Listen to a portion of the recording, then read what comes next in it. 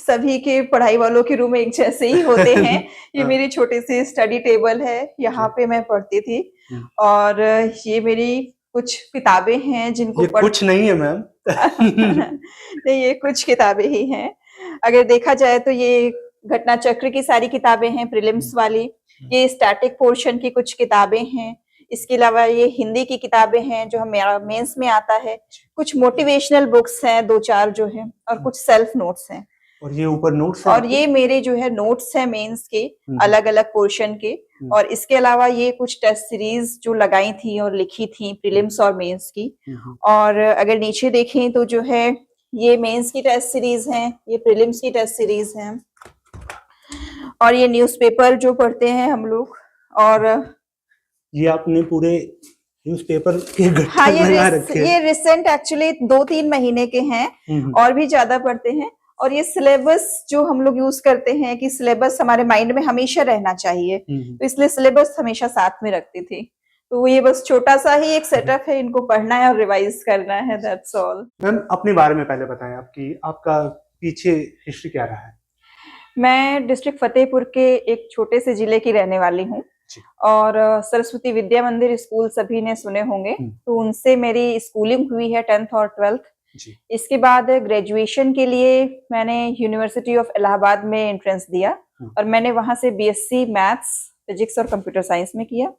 Then MSc भी वहीं से किया कंप्यूटर साइंस में। एमएससी में मैं गोल्ड मेडलिस्ट भी रही। इससे पहले आप सिलेक्टेड भी रही हैं? हाँ, इसके पहले मैंने एक छोटी सी नौकरी, क्योंकि शुरुआत होती है करियर की, कानूनगो की नौकरी मेरी प्रथम नौकरी थी, जो मैंने उत्तर प्रदेश सरकार के अंतर्गत की। उसके पश्चात मैं लोअर पीसीएस में सिलेक्ट हुई और मार्केटिंग इंस्पेक्टर के पद पर कार्य किया। देन एट प्रेजेंट मैं वाणिज्य कर अधिकारी के पद पर पीसीएस 2016 बैच से सिलेक्टेड हूँ और कार्य किया। नहीं, क्योंकि मैं यूनिवर्सिटी से ही ग्रेजुएशन कर रही थी, तो इलाहाबाद में रहकर ही मैंने तैयारी की है। और मैं कोचिंग नहीं कर पाई, जैसा मैंने कहा कि मैं सामान्य वर्ग से, बहुत ही सामान्य घर परिवार से बिलोंग करती हूँ, तो उतने संसाधन सामान्य व्यक्तियों के पास नहीं होते हैं। तो लगा कि हम बिना कोचिंग के भी तैयारी करनी है, तो थोड़ी मेहनत ज्यादा करेंगे। तो कोई कोचिंग नहीं ली है, और अपने से सेल्फ स्टडी करके मैंने अपने नोट्स बना करके और न्यूज़पेपर का सहारा लेकर के उससे मैंने अपनी पूरी तैयारी की है। ठीक है, आपने भी बोला कि कोचिंग आपने नहीं ली, तो मैम आपको नहीं लगता कि बहुत ज्यादा आपको एफर्ट डालना पड़ा, या फिर अलग अलग सोर्स से आपको चीजें निकाल के एक जगह प्लेस करनी होती थी, या फिर बहुत ज्यादा आपको फोकस रखना होगा कि भाई कहीं से कुछ मिल जाए मेरे नोट्स में आ जाए? तो फिर ये सारा बैलेंस कैसे हुआ कि अलग अलग जगह से लेना? जी। वीडियो कंटिन्यू करने से पहले उन एस्पिरेंट के लिए काफी शानदार न्यूज है जो कि यूपीपीसीएस 2025 को टारगेट कर रहे हैं, या फिर आरओ का जो पेपर होने वाला उसको टारगेट कर रहे हैं। जो यूपीपीसीएस का मेंस होने वाला है 2024 का, उसको कवर कर रहे हैं। हैप्पी न्यू ईयर के टाइम पे पीडब्ल्यू यूपीपीएससी वाला की तरफ से आपको 83% तक का डिस्काउंट मिल रहा है इनके बैचेस पे। जैसे जो यूपीपीसीएस 2025 को टारगेट कर रहा है, तो उसके लिए सर्व सक्षम प्रथम 3.0 जो कि इंग्लिश हिंदी में मात्र 4499 में एक्सेस हो रहे हैं। वहीं अगर प्रीलिम्स आपका बार बार रुक रहा है, तो उसके लिए आक्रोश और ऊर्जा बैच इनका जो कि 7000 से प्राइस पॉइंट कम होकर 1499 में प्रोवाइड हो रहा है। अगर आरओ के टेस्ट सीरीज की बात करें तो 799। वहीं यूपीपीसीएस मेंस 2024 के अगर टेस्ट सीरीज देखें तो वो 1499 में एक्सेस हो रहे हैं। इसी तरह के यूपी स्पेशल को भी अगर आप देखें तो इंग्लिश हिंदी इनका है जो 799 में एक्सेस हो रहा है। इनके सारे बैचेस आपको स्क्रीन पे मैं एक बार दिखा देता हूँ। वही जनरली प्राइस इनकी 400, 800, 2400, 2500 यही आपको रेंज दिख जाएगा। उसके ऊपर भी अगेन आपको मैक्सिमम डिस्काउंट दिखेगा। कूपन कोड स्टूडेंट्स यूज करना। इनके एक बार बैचेस के फीचर्स की बात अगर मैं कर लूँ तो इसमें आपको live classes, daily practice paper, mains की प्रैक्टिस, आपको class notes, full length test, PYQ analysis, ये सारी चीजें आपको एक्सेस होती है। सारे बैचेस का लिंक मैंने डिस्क्रिप्शन में दिया है, वहां से जाके इनके बैचेस को चेक कर सकते हैं और परचेज कर सकते हैं। चलिए अपनी वीडियो को कंटिन्यू करते हैं। जी, इसके लिए देखिए एक हम अपनी रणनीति बनाते हैं। सबसे पहले हम जिस युद्ध में उतरने वाले हैं, उस युद्ध में हमें अपने अस्त्र शस्त्र तैयार करने हैं। और वो कैसे करते हैं? मैंने जो किया, मैंने सबसे पहले सिलेबस निकाला अपने एग्जाम का कि इसमें सिलेबस क्या है। फिर प्रीवियस ईयर क्वेश्चंस को लगभग कई बार देखा, 10 बार, 12 बार, जब तक मुझे सिलेबस का एक एक बिंदु याद नहीं हो गया।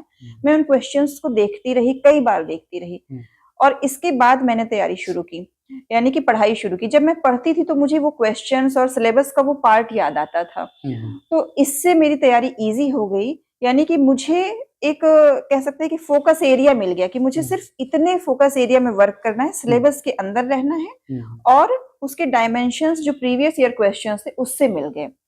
और क्योंकि आज के समय में आपको यदि प्रतियोगिता में आना है तो अपने आप का आकलन भी करना है कि हम कहाँ पर हैं, तो इसलिए आपको टेस्ट सीरीज प्रीलिम्स में भी और मेंस में भी लगानी होगी। तो प्रीलिम्स में मैंने मार्केट से लेकर के ध्येय का टेस्ट सीरीज लगाया था और अपने से ही अपने नंबर कैलकुलेट किए थे। तो और उसका रिवीजन भी करती थी। तो प्रीलिम्स का अभ्यास मैंने ऐसे किया। अगर मैं जीएस के पेपर की बात करूं तो पेपर 1, 2, 3, 4 इन तीनों के नोट्स पहले तो अपने सेल्फ नोट्स मैंने बनाए और सेल्फ नोट्स बनाने के लिए एक स्टैटिक बुक का सहारा लिया। इसके लिए जो सिलेबस के पोर्शंस हमें बुक पे नहीं मिलते हैं, मैंने कुछ विजन आईएएस की साइट पे जा करके वहां से ढूंढा, गूगल से देखा और अगर कोई मैटर मुझे समझ में नहीं आ रहा है, जैसे कि उस पोर्शन को हम कैसे रिप्रेजेंट करें या उसका क्या मैटर है, तो फिर मैंने उसको यूट्यूब से वीडियो देख करके जो अवेलेबल होते हैं, जैसे कि चोला डायनेस्टी है, हिस्ट्री में थोड़ा सा भूल जाते हैं हम लोग जो है, तो उसके लिए मैंने फिर वीडियोस देख करके अपनी को मतलब तैयार किया कि मैं उनको अच्छे से रिप्रेजेंट करूं। तो पेपर 1 to 4 का ये था। अगर एथिक्स की बात करें तो एथिक्स का पेपर नंबर 4 है। उसके लिए मैंने जो है केस स्टडीज काफी लगाई, क्योंकि केस स्टडीज लगाई और साथ में अपनी जो राइटिंग स्पीड है, जब डेली आप टेस्ट लिखेंगे तो आपकी राइटिंग स्पीड मेंटेन करनी है। तो पेपर 1 to 4 मेरी ये स्ट्रेटेजी रही। अब पेपर 5 और 6 के न्यू पेपर थे, तो उनके लिए मार्केट में एक ध्येय आईएएस की बुक आई हुई थी पेपर 5 और पेपर 6 के लिए, मैंने वो पढ़ी। साथ में ही अगर आप गूगल में दृष्टि की वेबसाइट ओपन करेंगे तो उसमें monthly Uttar Pradesh current affairs दिया रहता है, इंग्लिश मीडियम के लिए भी और हिंदी मीडियम के लिए भी, अलग अलग भाषा में। तो मैं इंग्लिश मीडियम है तो मैंने उसको डाउनलोड किया, शॉप से जाकर के प्रिंट निकलवाया और उसको जो है, उससे क्या हुआ कि उत्तर प्रदेश का जो करंट अफेयर्स है और जो विशिष्टताएं हैं उत्तर प्रदेश की, वो मुझे एकदम पिछले 1 साल की मुझे तैयारी में हेल्प कर दी। मुझे रेडीमेड भी मटेरियल मिल गया इस तरह से। और इसके अलावा उत्तर प्रदेश के लिए घटना चक्र आती है, तो उससे कुछ हम डेटा कलेक्ट करेंगे, सेंसस का हो या एक डिस्ट्रिक्ट वाइज जो विशेषताएं होती हैं, हर डिस्ट्रिक्ट का अपना, जैसे ओडीओपी चला है, 1 डिस्ट्रिक्ट 1 प्रोडक्ट, वो सारी चीजें मैंने तैयार की। ओके, आपके लाइफ में डिस्ट्रैक्शन सबसे बड़ा क्या रहा है? डिस्ट्रैक्शंस इस टाइप से तो कुछ भी मुझे नहीं याद पड़ रहा है, क्योंकि मैं काफी डेडिकेटेड हूँ इनफैक्ट। तो क्योंकि और डिसिप्लिन मतलब हमेशा रहा है, पहले ही बताया कि विद्या मंदिर में पढ़ी हुई हूँ, तो वहां पे अनुशासन एकदम दिया गया, तो डिस्ट्रैक्शन इस टाइप का तो बिल्कुल नहीं है। ओके, आपको ऐसा लगता हो कि ड्यूरिंग प्रिपरेशन आपसे कुछ ऐसी कमी हो जाती थी, आपको लगता है कि मेरे में ये कमी है कि थोड़ा सा लेजीनेस हो जाता तो मैं थोड़ा सा टाल देती हूँ, ऐसा कुछ है आपने? एक्चुअली तैयारी के दौरान मुझे, क्या शायद हर एस्पिरेंट को लगता होगा ना, एक सोने का मन करता है मुझे, मतलब लगता है कि जैसे एक टाइम, बिल्कुल हमने जैसे कि ब्रेक लिया 4-5 घंटे की पढ़ाई के बाद, और जब हम आधे घंटे के लिए थोड़ा सा एक शॉर्ट नैप लेने जाते हैं दिन में, तो उस टाइम पे लगता है कि आपको उठने के लिए बहुत ऊर्जा कलेक्ट करनी पड़ती है, लेकिन वो ऊर्जा कहाँ से आती है? जब आप सोचते हैं कि मुझे मेंस क्लियर करना है तो मुझे उठना होगा, तो आप आधे घंटे में भी उठ जाते, तो लगता था कि थोड़ा सा सोने का लगता था कि सोने के टाइम थोड़ा और मिल जाए।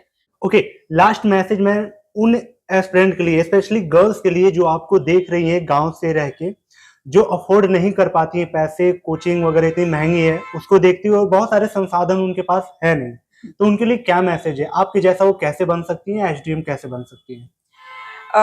लड़कियों के लिए मेरा एक संदेश है, वो आत्मनिर्भर बने और अपनी शक्ति को पहचाने, ताकि हमें समाज से दहेज जैसी जो कुरीति है उसको जड़ से खत्म करना है। और एक कविता है जिसकी 4 पंक्तियों के माध्यम से एक मैं संदेश देना चाहूंगी।